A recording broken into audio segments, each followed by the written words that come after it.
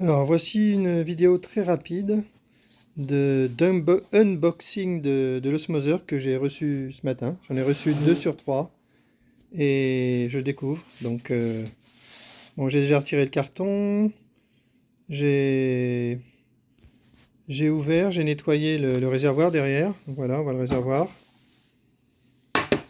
On l'enlève comme ça. Là, ici, donc on a un réservoir, je crois, qui fait 3 litres, sauf erreur. Je pense que ce réservoir fait 3 litres ou 5 litres, je me souviens plus, mais c'est pas, ça n'a pas d'importance. Il doit faire 3 litres. Et on voit les cartouches derrière, là, hop, que je ne vais pas démonter pour l'instant. Bien sûr, on peut les changer de temps en temps. Donc, je remets ça. Je l'ai branché. Donc voilà, je l'ai allumé. Là, on voit que ça clignote. Il est prêt à fonctionner. Donc j'ai nettoyé le réservoir, comme indiqué. J'ai nettoyé la carafe que je vais chercher tout de suite. Voilà la carafe devant qui fait 2 litres. La carafe fait 2 litres, donc je pense que le réservoir doit faire 3 ou...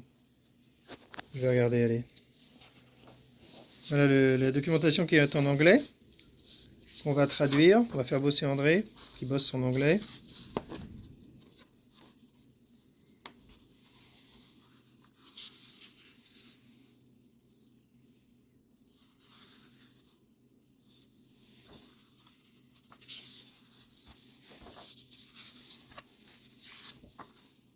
Je retrouverai plus tard, c'est pas très grave.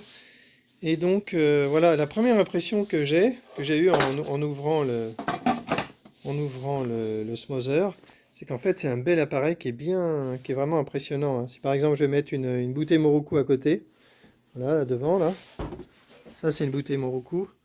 On voit que c'est un appareil qui est de belle taille, et c'est un peu bébête, mais ma première réflexion, ça a été de dire, purée, je vais pas pouvoir vendre ça 300 balles, c'est trop beau.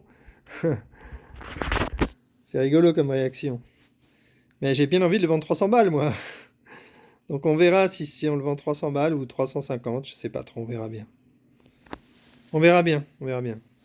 Donc voilà l'appareil, franchement c'est magnifique, hein. Donc là je vous rappelle que l'idée c'est de proposer aux apiculteurs et aux apiphiles de fournir de l'eau potable aux abeilles, en pensant bien que les abeilles vont prendre de l'eau n'importe où, donc parfois elles choisissent mal. Et elles s'empoisonnent. Donc des fois, quand on a des colonies qui meurent sans raison, parfois, c'est peut-être parce qu'elles se sont intoxiquées avec de l'eau qui était attrayante, mais qui était mortelle. Donc voilà, hein, moi je suis pas habitué à faire des unboxings, un truc typique de YouTube, mais voilà, mon premier unboxing, je pense. Voilà l'appareil magnifique. Donc avant de le commercialiser, j'ai décidé de le tester à fond. J'ai décidé de me documenter et de me former, entre guillemets, sur les osmoseurs pour vraiment connaître à fond le sujet.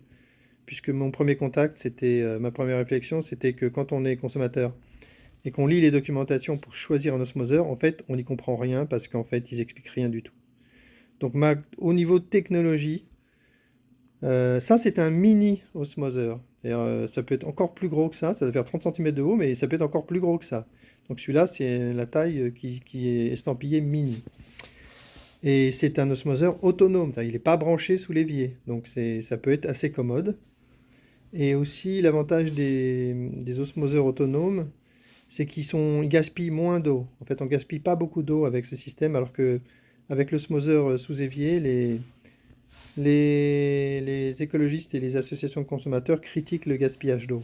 Mais là, ça semble pas être le cas avec ce type de machine, donc tant mieux.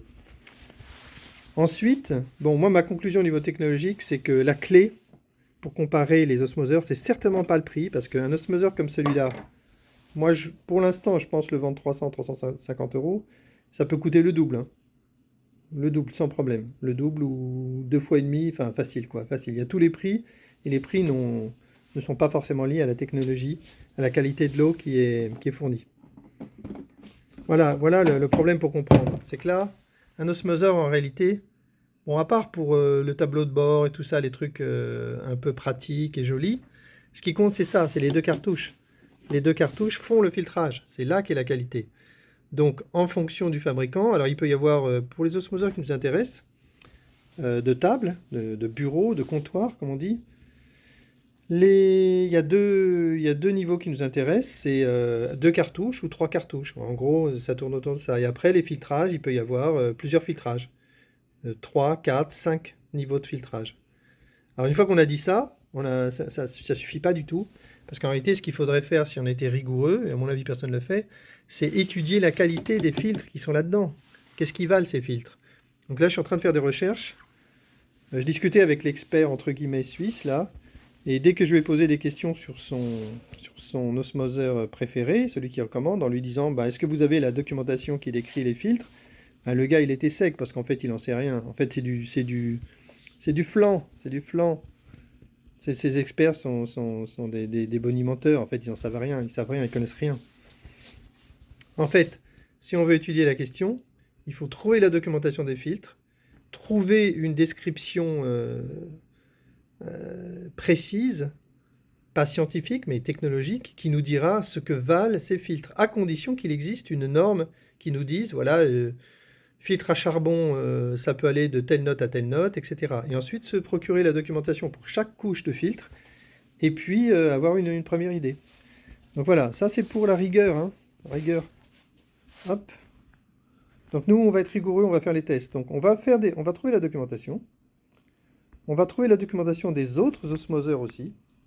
Et puis on va faire nos propres tests. C'est-à-dire que cet appareil-là, le pauvre, il va tourner 24 heures sur 24 pour tester ses limites. Donc j'ai discuté avec le fabricante qui m'a dit que elle ne garantit l'appareil qu'1 an. Moi, je vais devoir le garantir 2 ans parce que c'est la loi. Et par contre, s'il y a plus de 3% de machines qui sont en panne, dans ce cas, elle fournit tout ce qu'il faut pour la maintenance et la réparation. Donc il n'y a pas de souci, la garantie sera bien assurée sans souci. Donc ça c'est bien, c'est très positif. Donc la suite maintenant, c'est que cet osmoseur, il va être dans la cuisine là-bas et il va tourner en permanence pour voir quelles sont ses limites. Et donc ma prochaine étape, c'est d'acheter un testeur DST pour tester la qualité de l'eau et voir comment ça évolue. Bien sûr, ça va marcher, ça va marcher au début, marchent tous au début, il faut voir comment ça marche dans le temps, et en fonction de la consommation d'eau, et en fonction de la qualité de l'eau. Donc je vais noter tout ça en plus, je vais faire des vidéos quotidiennes, avec des petits retours, je vais faire des tableaux en mettant l'évolution, et je vais vraiment faire une étude précise de cet appareil. Après, on pourra se poser la question de savoir si ça marche, comment ça marche en fonction de la qualité de l'eau, parce que en fonction de l'endroit où on habite, c'est pas la même chose.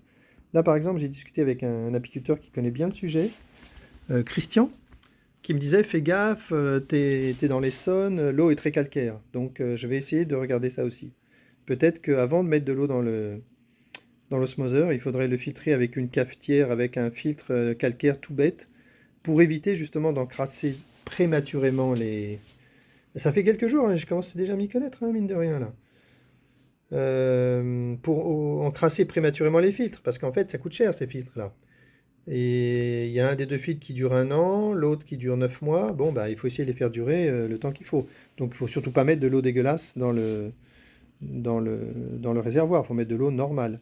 Du coup, je vais envisager d'ajouter un filtre anti-calcaire. Voilà. Bon, bah c'est bon pour une petite vidéo, c'est pas mal du tout. On a une présentation de ma nouvelle lubie, d'après André. Parce qu'André, lui, c'est un conservateur, André. Moi, je suis un visionnaire et André, c'est un conservateur. Voilà. Et donc, peut-être on va se compléter pour faire un bon business. Donc voilà, c'est parti. C'est un projet vraiment passionnant. Franchement là, ça devient concret. J'ai d'autres idées aussi pour remplacer la carafe. Le moins technologique de cet osmoseur, c'est qu'il n'a pas de filtre UV. Donc le niveau au-dessus, que j'ai aussi acheté, hein, j'en ai acheté un aussi qui est au niveau au-dessus, ils ont ajouté un filtre UV, pas un filtre UV, une lampe UV qui détruit les germes. Parce que là, il faut savoir que l'eau qui stagne dans une bouteille comme ça, ou dans les tubes qui sont ici, là, si ça reste trop longtemps, eh bien ça peut créer des germes. Donc ça veut dire quand on utilise un osmoseur, il faut vraiment faire gaffe à la propreté. Donc là, mon idée, c'est de rajouter, en plus, on va offrir une bouteille, une gourde UV de 700 ml. dans laquelle on pourra stocker l'eau et les germes seront détruits toute la journée grâce à l'UV si on veut. C'est un plus. On pourra aussi prendre ces petites bouteilles et les emmener avec soi, puisque c'est la petite bouteille, elle garde la température. C'est vraiment plein d'idées là, plein d'idées. Donc j'ai déjà commandé les bouteilles, avec en plus, s'il vous plaît, la marque Apicron dessus. Alors c'est l'éclat total là. Et je vais recevoir ça dans une semaine et on pourra montrer notre combinaison là, notre marque. On va faire notre marque. Alors, je rigole parce que je veux pas faire notre marque. Cet appareil, c'est la marque Envitech. C'est une belle marque et c'est ça que je vais mettre en avant. Je vais pas mettre la marque Apicron en avant. Donc par contre, je vais leur demander l'autorisation de l'appeler Envitech Mini Hero B. Je vais leur demander l'autorisation d'utiliser cette, mais je pense qu'ils vont être d'accord. Et ici, on mettra une photo là, une jolie photo d'abeille. Et voilà pour toutes les idées. J'ai tout déballé. Il n'y aura plus de surprises pour les prochaines fois, mais c'est pas sûr parce qu'on trouve des idées tous les jours. Allez, fin de la vidéo, c'était la présentation de l'osmoseur pour apiculteurs et surtout pour abeilles qu'on va proposer aux apiculteurs dans les prochaines semaines ou les prochains mois, qui sait. Fin de la vidéo.